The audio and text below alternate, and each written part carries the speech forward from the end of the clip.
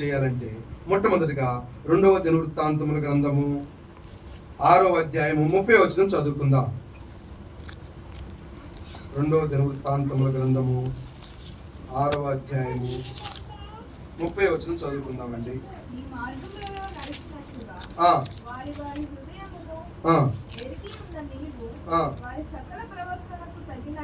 తగినట్లు ప్రతిఫలము దయచేయదు గాక.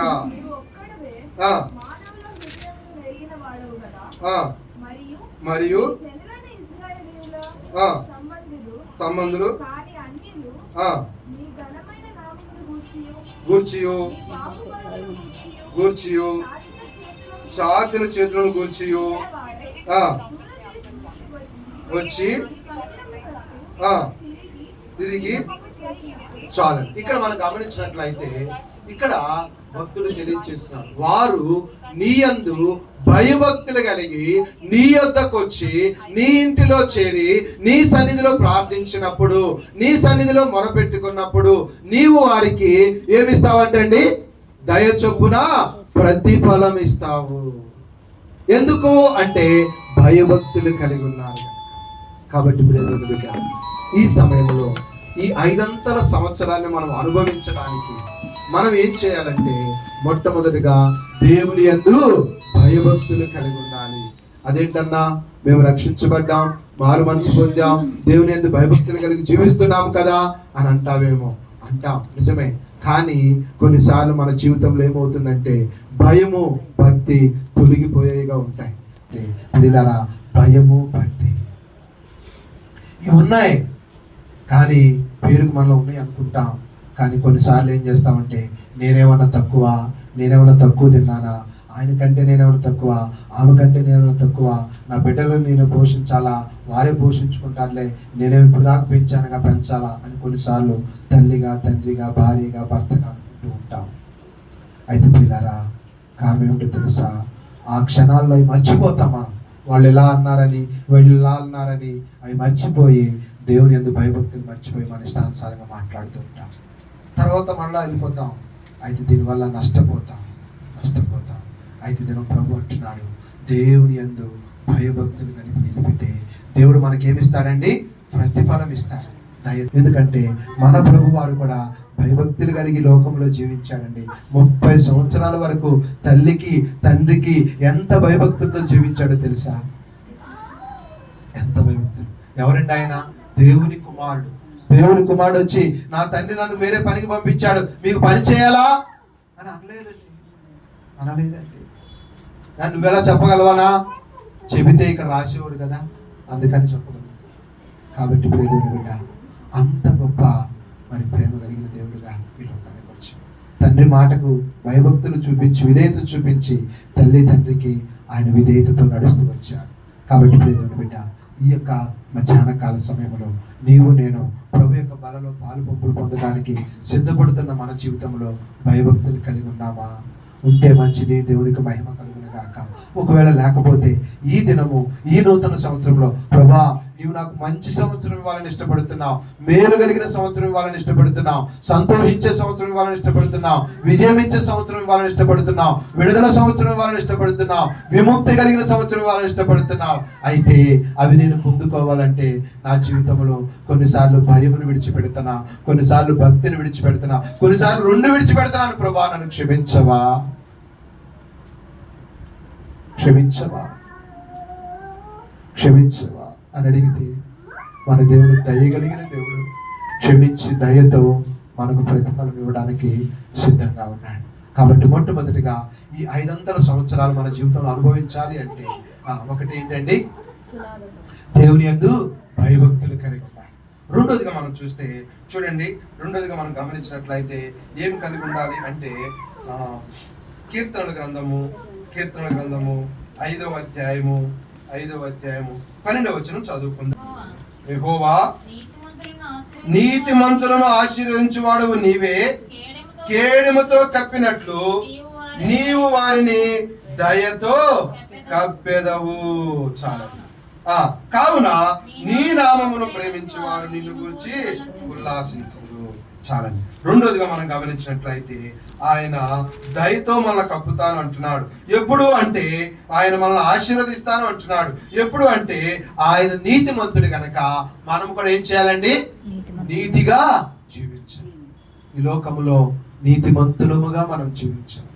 ప్రతి విషయంలో కూడా ఎంత కష్టం వచ్చినా, ఎంత ఇబ్బందికరమైన పరిస్థితులు వచ్చినా నీతిగా మనం జీవించడానికి దేవుని సన్నిధిలో మరి ఒక చక్కని తీర్మానం తీసుకోవాలని దేవుడు జ్ఞాపకం చేస్తున్నాడు. ఎందుకంటే నీతిమంతులకు ఏ ఆపద సంభవించదు. ఒకవేళ వచ్చినా దాని నుండి కలవరపడడు. కారణం ఎందుకో తెలుసా? తను నీతిగా జీవిస్తూ ఉన్నాడు కనుక. మన దేవుడు నీతిమంతుడు కనుక మనము కూడా నీతిగా ఉండాలని ఇష్టపడుతాం. కాబట్టి నాడు నీతిమంతులంగా మనం ఉన్నామా? నీతిమంతులంగా మనం ఉంటే మన జీవితంలో దేవుడు ఏం చేస్తాడంటే మనలను ఆశీర్వదిస్తాడు. అంతేకాదు భద్రపరుస్తాడు. దయతో నీవు కప్పెదవు. ఈ సంవత్సరం అంతా దయతో మనల్ని కప్పి నడిపిస్తాడు. అంటే మనకు ఏ అపాయం కూడా సంభవించకుండా ఆయన మనల్ని కప్పుతాడు. మనకు తెలుసు కదా, మలాకి 4:2 మనం చూస్తే అతని రెక్కలతో నిన్ను కప్పును, అతని రెక్కల క్రింద నీకు ఆరోగ్యము. ఎంత చక్కని మాట అండి. కాబట్టి దయతో కప్పుతాడు. కోడి తన పిల్లల్ని ఏం చేస్తుందండి? గద్ద వచ్చినప్పుడు ఏం చేస్తుంది? రెక్కల కింద కప్పుద్ది. అది చక్కగా అమ్మో ఇంతలా ఉందే కోడి, బొద్దుగా అనుకుంటాం. కానీ ఏముంది దాని కింద? పిల్లలున్నాయి.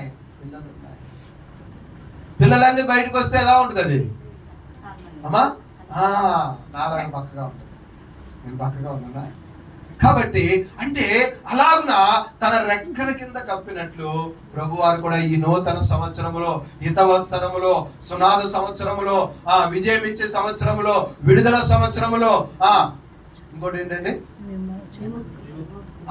విముక్తి ఇచ్చే సంవత్సరములో మనలను దయతో కప్పుతాను అంటున్నాడు, ఆశీర్వదిస్తాను అంటున్నాడు. మరి అటువంటి ఆశీర్వాదం నీకు వద్దా? నీ కుటుంబంలో అటువంటి ఆశీర్వాదం చూడాలని ఇష్టపడతలేదా? నీ వ్యక్తిగతంగా అటువంటి ఆశీర్వాదం పొందాలని ఆశపడతలేదా? పడుతున్నాము అంటే మనం ఏం చేయాలి? నీతిగా జీవించాలి. నీతిమంతులముగా మనం జీవించాలి. మన దేవుడు నీతిమంతుడు కాబట్టి మనము కూడా నీతిగా జీవించాలి. ఆయన నీతిమంతుడు కనుకనే అనేకులు వచ్చి ఆయన నిందించిన, హింసించిన, కొట్టిన మౌనంగా ఉంటూ వచ్చాడు. ఈనాడు మనం కొడితే ఎవరు ఊరుకుంటామండి? తిడితే ఊరుకుంటామా? అందుకే మనం మన జీవితంలో నీతిగా ఎదగలేకపోతూ ఉన్నాం. అదేంటన్నా, కొడితే నీతి వస్తుందా మన జీవితంలో? రాదు. కొడితే రాదు. మరి ఎలా వస్తుంది? ఆయన వైపు చూస్తే, ఆయన సన్నిధిలో మనం నడుస్తూ ఉంటే, ఆయన మార్గంలో మనం జీవిస్తుంటే, మనం నీతిగా ఎలా జీవించాలో ఆయన మనకు మాదిరికరంగా నేర్పిస్తాడు. అందుకనే ఆయన కొట్టినా, తిట్టినా తండ్రి మాటకు విధేయత చూపించి తండ్రి వైపే చూస్తూ వచ్చాడు కనుక, అందుకే విశ్వాసమునకు కర్తయు దాన్ని కొనసాగించు యేసు వైపు చూస్తే మన జీవితంలో వచ్చే ప్రతి పరిస్థితిలో కూడా సులువుగా మనం వాటిని ఎదుర్కొనగలము. కాబట్టి ప్రియదేవుని బిడ్డ, ఆయన నీతిమంతుడిగా ఈ లోకంలో జీవిస్తూ వచ్చాడు. కాబట్టి నాడు మనం కూడా ఏం చేయాలంటే నీతిగా జీవించే వారంగా మనం ఉండాలని దేవుని యొక్క వాక్యం ద్వారా జ్ఞాపకం చేస్తున్నాం. కాబట్టి ప్రియదేవుని బిడ్డ, నీతిమంతుడు ఎలా జీవిస్తాడండి? విశ్వాసమూలముగా జీవిస్తాడు. నీతిమంతుడు విశ్వాసమూలముగా జీవిస్తాడు. కాబట్టి అటువంటి విశ్వాసము నా జీవితంలో మనం కలిగి ఉండాలి. ఎందుకంటే ఏ పరిస్థితి వచ్చినా నా దేవుడు నాకున్నాడు అనే విశ్వాసం కనుక మనం చూపిస్తే మనం కూడా ఈ లోకంలో నీతిగా తీర్చబడతాం, నీతిమంతులుగా తీర్చబడతాం. అప్పుడు మనల్ని బట్టి ప్రభు వారు ఏం చేస్తారండి? సంతోషిస్తాడు. అయ్యో, నేను ఈ సంవత్సరం వీరికి సునాద సంవత్సరం ఇవ్వాలని ఇష్టపడుతూ వచ్చాను. అయితే ఈ బిడ్డలు కూడా నీతిగా జీవించడానికి తీర్మానం తీసుకున్నారు. కాబట్టి దేవా నీకు మహిమ, ఇదిగో ఈ బిడ్డలు నీ కొరకు ఏర్పాటు చేశాను అన్నట్లుగా దేవుడు తండ్రి దగ్గర మనవి చేసేవాడుగా ఉంటాడు మన కొరకు. కాబట్టి ప్రియదేవుని బిడ్డ, ఆయన మన జీవితంలో ఏం చేశాడండి? ఏం చేశాడు? ఎన్ని సంవత్సరాలు ఇవ్వడానికి ఇష్టపడ్డాడు?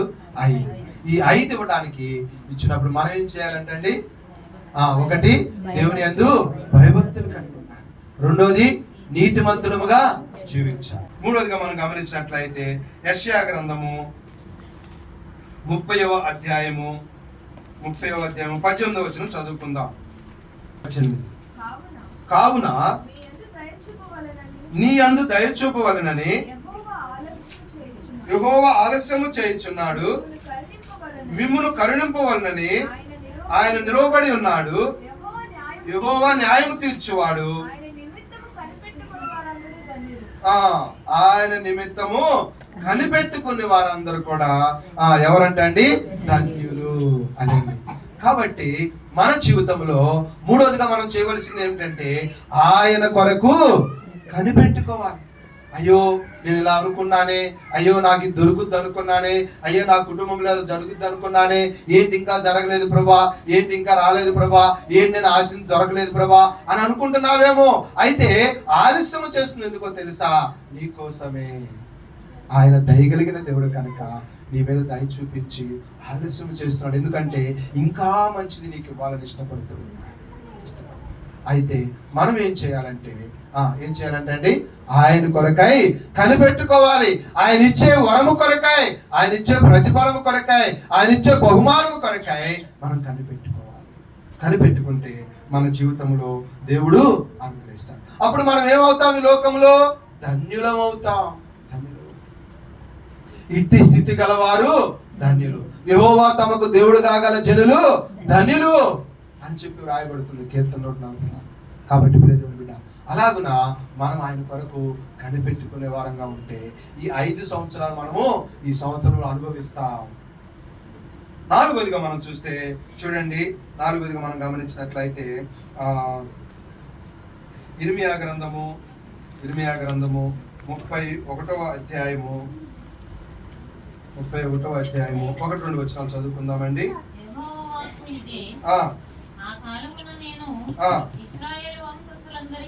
అందరికి దేవుడునయుందును, వారు నాకు ప్రజలయుందురు. వారై దయనొందిరి కనుక యెహోవా నాకు ప్రత్యక్షమై ఇలాగ చెప్పుచున్నాడు,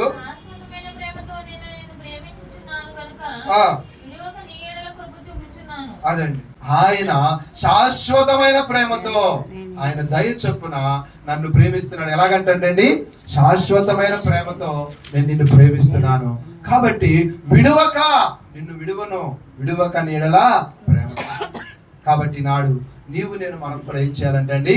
విడువక ప్రేమ చూపించే వారంగా ఉండాలి. ఇతరుల పట్ల, మన తోటి వారి పట్ల, మన సంఘస్థుల పట్ల, విశ్వాసుల పట్ల, సహతోటి వారి పట్ల, కుటుంబంలో అందరి విషయంలో కూడా మనం ఏం చేయాలంటే ప్రేమ చూపించాలి. ఒకవేళ వారు మనల్ని ప్రేమించకపోవచ్చు, వారు మనల్ని అసహించుకోవచ్చు, ఒకవేళ వారికి మన మీద చెడు దృష్టి కలవచ్చు, అయినప్పటికీ మనము వారిని ప్రేమించాలి. దేవుడు మనల్ని ఎందుకు ప్రేమించాడండి? మనం మంచివారమని ప్రేమించాడా?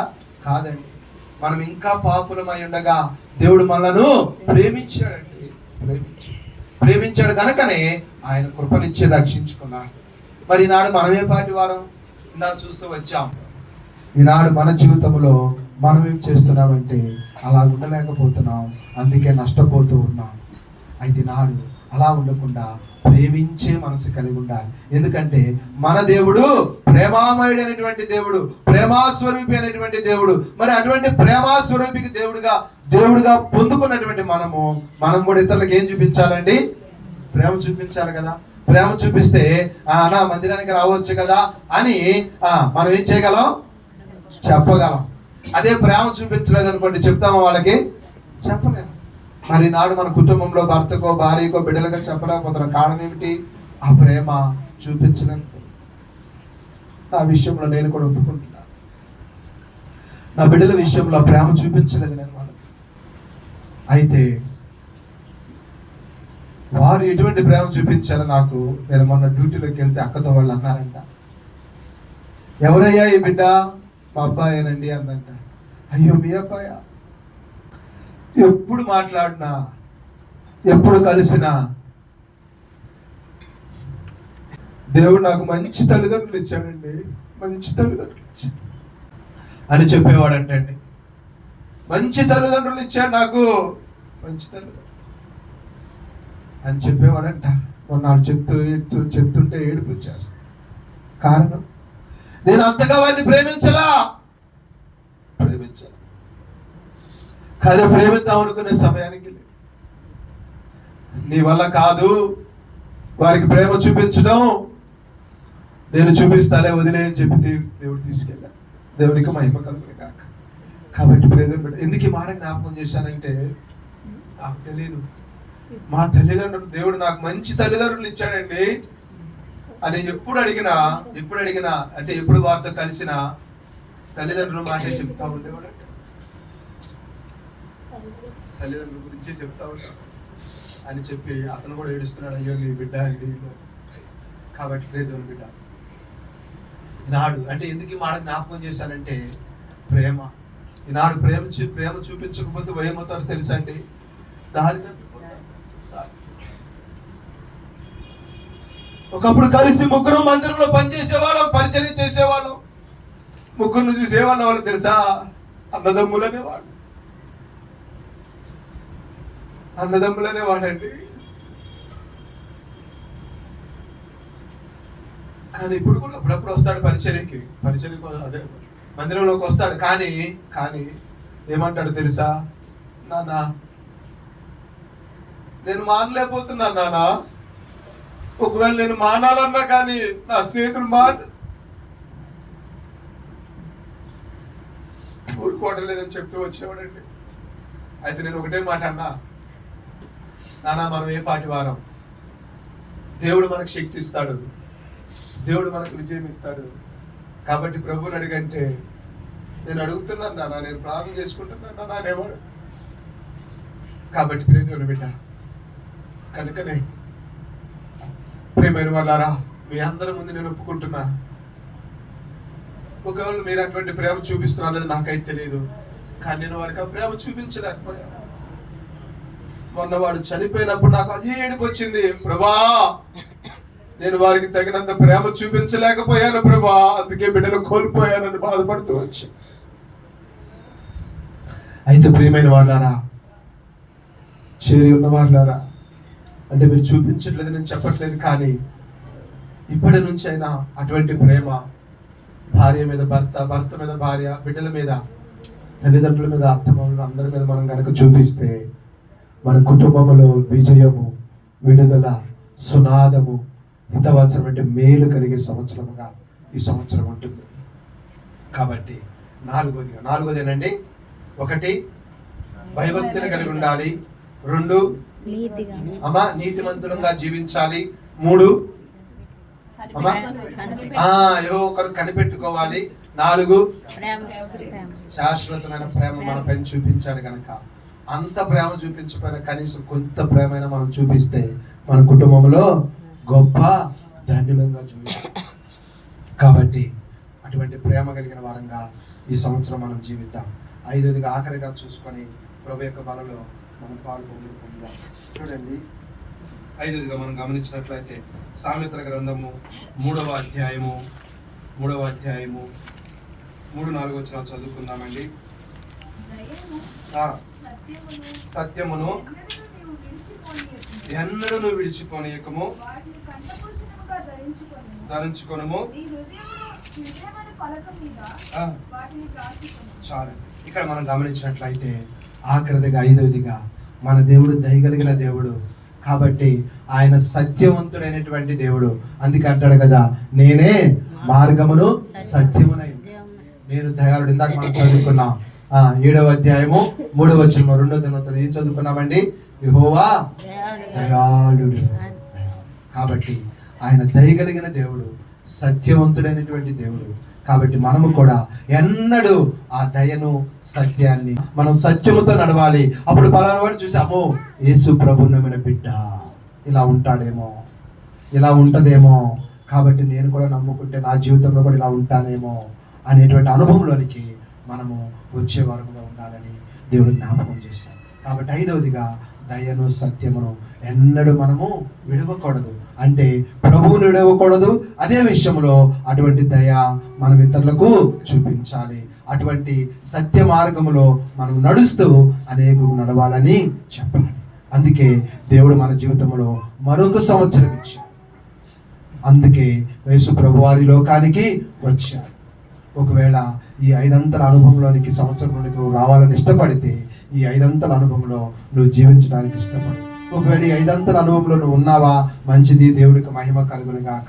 ఒకవేళ లేదా ఈ దినం ప్రభుని అడిగితే ప్రభు నీకు అనుగ్రహిస్తాడు. ఇంకా ఈ అనుభవంలోనికి అసలు నేను రాలేదంటావా, ఇప్పుడే ఒక చక్కని తీర్మానం తీసుకొని, ప్రభువా నువ్వు ఎంత గొప్ప దేవుడు అని, నా కొరకు ఈ లోకానికి వచ్చావని, నాకు మంచి సంవత్సరం ఇవ్వాలని, సంతోషకరమైన సంవత్సరం ఇవ్వాలని, మేలు కలిగే సంవత్సరం ఇవ్వాలని, విడుదల సంవత్సరం ఇవ్వాలని, విముక్తి కలిగిన సంవత్సరం ఇవ్వాలని వచ్చావని నేను విన్నాను. కాబట్టి నేను కూడా ఆ సంవత్సరంలో అనుభవించడానికి, నేను కూడా ఈ 5 అనుభవంలో నేను ఉండటానికి ఇష్టపడుతున్నాను. కాబట్టి ఇప్పుడే నీ బిడ్డగా చేసుకో అని ప్రభుని అడిగితే ప్రభు నీ తీర్మానాన్ని మన్నించి దేవుడు నీ జీవితంలో కూడా కార్యం చేస్తాడు. కాబట్టి ప్రియమైన బిడ్డ, 5 విషయాలు మనం జ్ఞాపకం చేసుకున్న అనుభవంలో మనం జీవిద్దాం. అట్టి కృప దేవుడు మనకు అనుగ్రహించి సహాయం చేయను గాక. ఆమేన్.